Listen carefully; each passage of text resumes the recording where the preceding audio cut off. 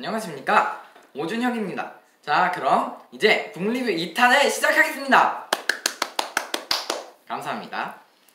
네, 북리뷰 2탄은 소개할 책이 이겁니다. 삼국지 조조전이에요. 지은이는 왕샤오레이입니다. 중국 사람이에요.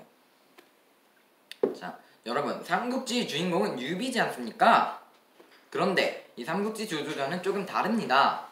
주인공이 유비가 아니라 조조입니다. 삼국지 조조전은 조조를 통해서 삼국지 이야기를 풀어간 것입니다. 네. 그리고 하지만 원래 다른 삼국지들은 유비가 죽으면 이야기가 끝나진 않잖아요. 계속 유선 때까지도 계속됩니다. 진나라가 통일을 할 때까지요. 그런데 삼국지 조조전은 조조의 출생부터 죽음까지 이야기를 담고 있습니다. 네. 제가 이 삼국지 조조전을 읽으면서 느낀 점은 권력 앞에는 피도 눈물도 없다는 것입니다. 원래는 조조가 한나라의 충신이었습니다. 간신이 아니라요. 그런데 조조가 점점 나이가 들고 권력을 가지면서 정말 사악해집니다. 권력을 가지니까 이 사람이 그냥 바뀌어버리더라고요. 그래서 전 너무 충격적이었습니다. 그리고 이 삼국지 조조전에서는 유비는 착하고 조조는 나쁘다 이런 관점이 아니기 때문에 유비, 관우, 장비, 제갈량 등을 다른 시선으로 바라봤을 때 그것도 보실 수 있습니다. 이 책에서는 유비를 귀큰 도적놈이라고 부르고요. 나중엔 조조가 현덕이라고 부르지만 유비를 배신자로 묘사합니다. 근데 진짜 저도 이걸 읽으면서 되게 충격적이었어요. 충격까지는 아닌가? 어쨌든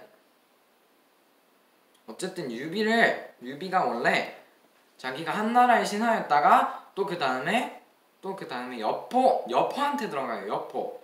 그 다음엔 또 조조한테 들어갑니다. 그 다음에는 유표한테 들어갔어요. 그 다음에는 자기가 형주를 먹습니다.